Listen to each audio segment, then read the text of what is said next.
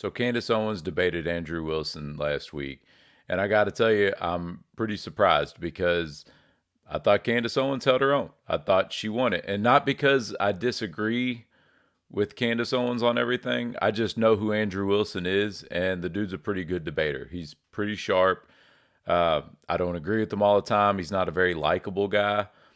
I don't really agree with his style of debate. I feel like it's more about, like the whole sportsmanship of debate. Like, I can take a position even if I don't believe in it, and I'm going to argue it and use logic. And not that that's bad, but, to me, I like debating and discussion in order to try to, find truth. Like that's really all I'm concerned with is trying to figure out exactly what's going on. And so that's what I mean. It's like I was really interested in this because if Andrew Wilson could come out and debunk a lot of the claims that Candace Owens has, then that would be great. But I don't think he did a good job in doing that. And one of the things early on in the debate was that he admitted that he's only about 75 to 85% convinced that he thinks Tyler Robinson is the one that shot Charlie Kirk. Now, to me, if you're coming from, that position, that you think that there's overwhelming evidence to, make the state's case that it was Tyler Robinson, that he acted alone, um, I think you would have to come out and say that you're 100%, which is exactly what Candace did on the opposition side. Candace Owens stated that she was 0% thought there was any chance that Tyler Robinson was the one that shot Charlie Kirk. Now, me personally, I would say I'm 50-50. I think I definitely, if you ask me if Tyler Robinson was involved, I would say like 99.9%. Like, I think absolutely he was involved. He had some role in the assassination. To what extent, to what degree, I don't know. I don't really believe that he was the shooter, but he absolutely could have been.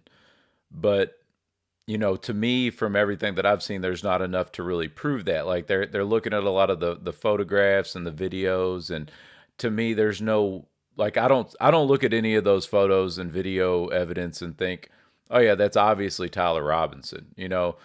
I mean, tall, skinny white guy. A lot of tall, skinny white guys all look the same. So that's not really like overwhelmingly convincing to me based on that evidence.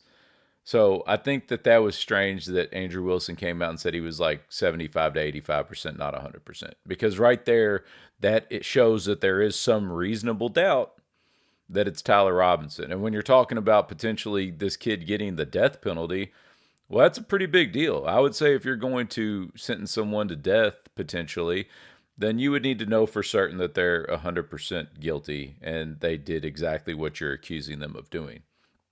Um, and on that, Andrew Wilson even conceded at one point that he was like, I don't have a problem with um, conspiracy theories. I don't have a problem with people speculating. But he said basically that there's some conspiracy theories that hold evidence that's stronger than others. And of course, I agree with that. I'm not really on the flat earther camp or, Planet X Nibiru if you want to go back or yeah, I mean there's an unlimited amount of conspiracy theories.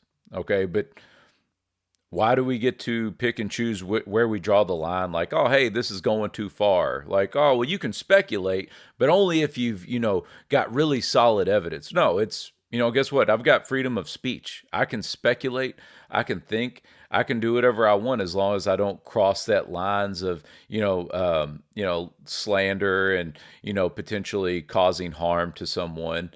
Um, but I think what's going on here with challenging Candace Owens and trying to say that she can't speculate or can't make the claims that she's making, I think that's really dangerous. And I think it's just kind of like the Alex Jones, Sandy Hook thing. I mean, think what you want about Alex Jones. I mean, the guy's been wrong about a whole lot of stuff, but he absolutely had the right to speculate and, say all the things that he said. The fact that he was found guilty and, lost that $1 billion lawsuit, that's insane. Like that's absolutely crazy. He can't be responsible for what other people are like. If other people are going out and harassing the families, that's not on Alex Jones. Okay, Alex Jones speculated, he sensationalized. That was kind of the whole InfoWars thing. That's kind of what Alex Jones did for years. And he would take things that were true, and then he would speculate and sensationalize the rest.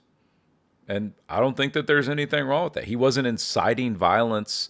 He wasn't out directly saying, "Hey, you all need to go to these families and harass them and target them." That's not what Alex Jones did, but that's the way it was interpreted. And now we've seen the people, that are in favor of, the whole Tyler Robinson lone assassination storyline. They've come out and attacked Candace Owens, and they've been trying to basically draw parallels between Candace Owens and Alex Jones, which, again, I think is very dangerous. And you start getting onto that slippery slope of censorship and, First Amendment restrictions. And I think that's something that we need to be aware of and watch. I mean, really, you could go back to a historical example of the Alien and Seditions Act between John Adams and Thomas Jefferson.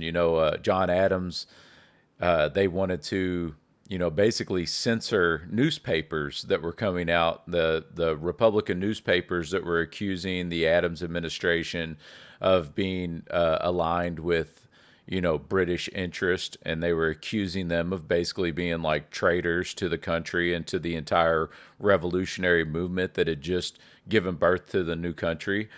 And Thomas Jefferson was arguing like, "Hey, no, like that's freedom of speech. Like that's the whole point, is to be able to criticize the government, to accuse the government of doing something that, might not be in the interest of the people."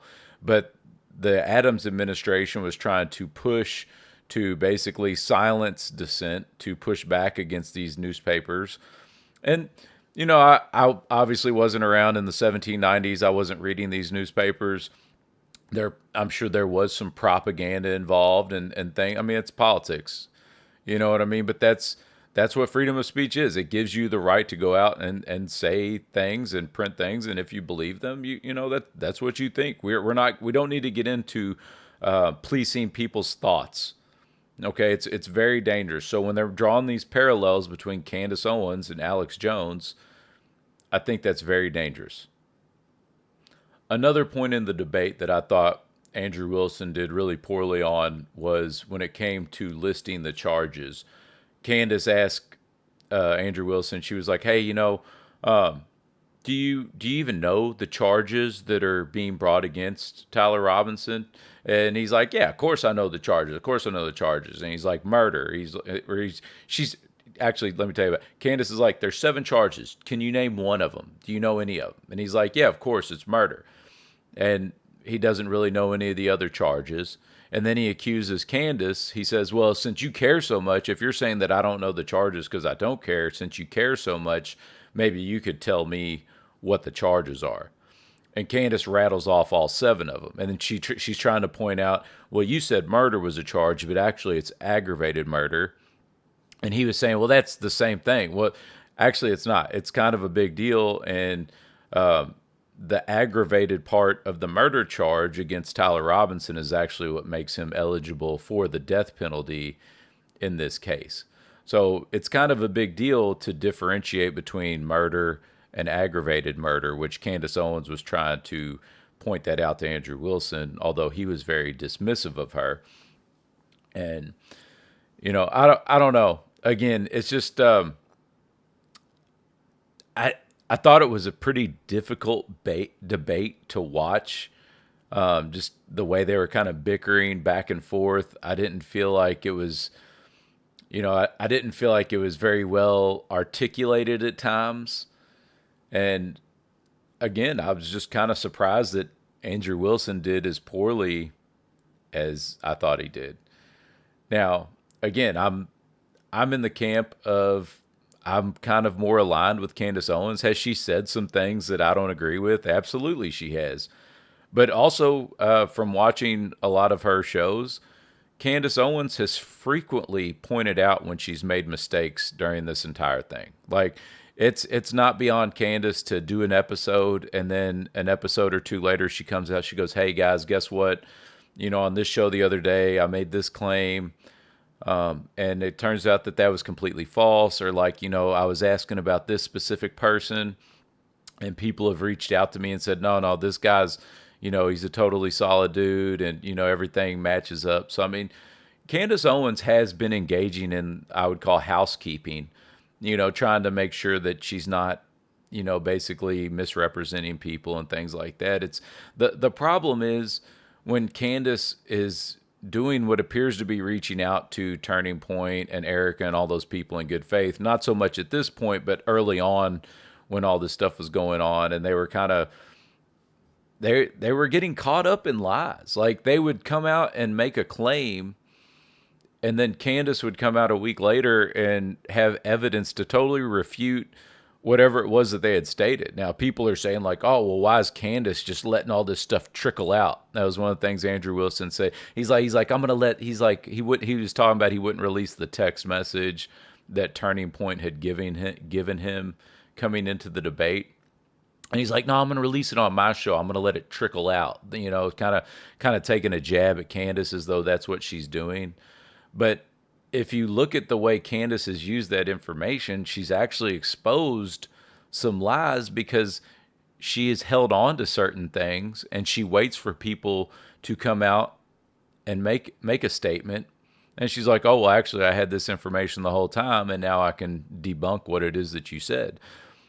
And so you can you could, accuse her of just trying to, get ratings and get money. And I'm sure there's an aspect of that. I'm not saying that Candace is innocent of trying to gain money, but I truly believe that Candace is driven by trying to find truth in this case. Candace already had a big audience before Charlie Kirk was assassinated. Candace already had a lot of money. As I understand it, she's married to a dude that's extremely wealthy, and she already had a pretty big following and was making pretty good money for herself. So, when they're accusing Candace of just trying to get views or trying to get clicks, I'm not really buying that. Like I truly think that she's locked in, she's dug in, she's trying to figure out what happened to her friend Charlie. Because, I mean, before all this started, I didn't really listen to any Charlie Kirk. I didn't listen to Candace Owens. I didn't really care about either one of them. I'd seen like YouTube shorts or like little short clips of them, and I knew enough about them to where I knew that they had, worked together and were friends in the past. I didn't realize there had been like any type of falling out between them because I didn't follow them that closely. But I remember, like, as soon as Charlie Kirk was assassinated, I remember going and watching all the people's reactions, and I remember thinking, like, "Oh, this would be interesting to see what Candace Owens says." And I think it might have been a couple days, and she came out with like a 20-minute video going over, her history and past with Charlie Kirk, and it was, I was like, wow, I was like, this, I knew at that point this lady was really going to dig in to the whole thing, because I was even trying to not let myself give in to the whole conspiracy theory angle at first. I was like, okay, it's like it was one of those deals where you knew immediately like all of the conspiracy theories were going to go crazy. And yeah, it didn't take long. But I remember my first time having that conspiracy theory thought was when they were showing that first footage of the shooter jumping off the building. And I was just saying, I was like, well, where's the gun? I was like, where's this, where's the rifle or whatever? I don't even know if we knew it was a rifle that he was shot with. I mean, I guess we could assume from the distance that it was a rifle, but at the time it was thinking like, where's this dude's gun? Or yeah, I guess we did know it was a rifle, because I was thinking he's got a rifle, but where is it? And it's like, is it in his pants leg? It's like, well, I mean, the dude just jumped down. His knees are bending. It was in that moment that I was kind of like, that was my first initial like, oh, this doesn't. That's kind of weird. And then more and more stuff came trickling out, and you're like, this is really weird. And getting into the behavior and the reaction things, like not trying to, I don't know if Turning Point was involved at all. I'm not saying that they were, but you can admit that their behavior was weird. I thought the Erica Kirk going to the coffin thing with audio on her and recording that was weird. I mean, like really, it was very like kind of cringy, and and people weren't even at that point. Nobody's even saying anything. I remember like the only person I'd said something to was my wife because it was like nobody wanted to be seen as somebody that was, accusing a grieving widow or attacking a grieving widow. Even now, it seems weird, right? It's like, yeah, can you believe she did that? But at the same time, it's like, nah, dude, like that is weird. Like you got to be like, hey, like that's weird. And yes, everybody grieves different.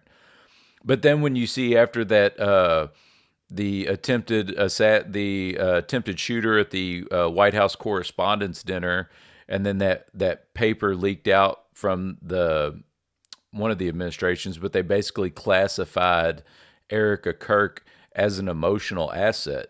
Like that's weird that people within our intelligence agencies are classifying Erica Kirk as an emotional asset.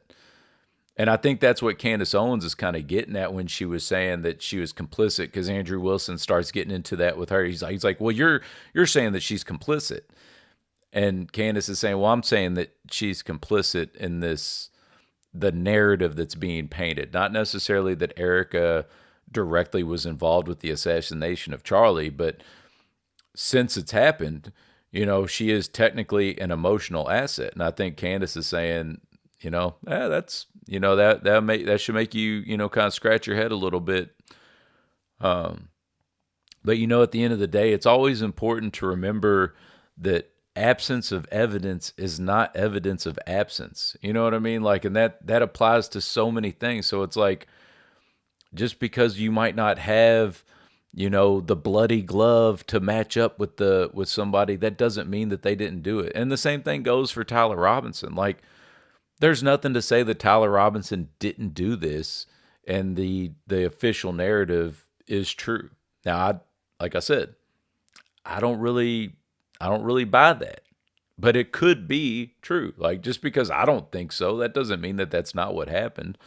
I keep going back. I've got this whole theory that I've came up with, and this is all speculation. Okay, but it is like a leftist group, and Lance Twiggs is in on it, and Tyler Robinson's in on it, and maybe some other people.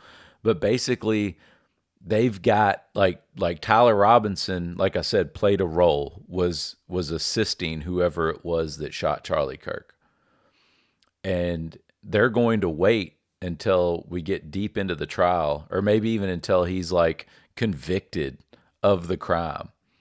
But they have evidence that would basically completely get Tyler, like prove Tyler Robinson is innocent and isn't the one that pulled the trigger.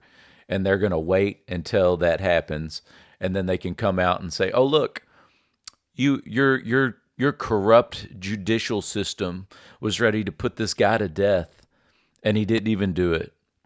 And they're going to do it to try to make like a mockery out of our judicial system, because that's truly, I mean, I think the people on the left really want to burn the entire system down. Like, they want to take down the separation of powers. They want to get rid of the electoral college process. They want to get rid of the judicial system. They think it's all just hypocrisy. And don't get me wrong, like, it's not a perfect system, but I think it is the best system. And I do think it needs to be reformed. I think we need to get better people in government. I think that is true. But I don't align myself with the people on the left that want to completely burn down and tear down the system. And my concern is, with where we are as a society right now, if we were to have some type of revolutionary movement like that, then the new system that would be put into place would be some type of, communist style system, or a more socialist style system than we currently have. That I think both of those would fail and be worse than what we do have. So that's my little take on the Candace Owens Andrew Wilson debate. If you haven't watched it, I don't know if it's like must see like debate entertainment, but it's worth it. If you're really into the Charlie Kirk case, then I would recommend you watch it. You know what I mean? Like I said, I think Candace won. Like if I had to give it to anybody, I would say Candace won, and not even because I think all of her claims are the best, but I think Andrew Wilson's whole position was that he was going to come in and just destroy her, and any argument that she had, he was going to be able to disprove. Very surprising. But that's it. Thanks for watching. Please like, subscribe, and comment. And go ahead and tell me in the comments who you would like to see have a debate.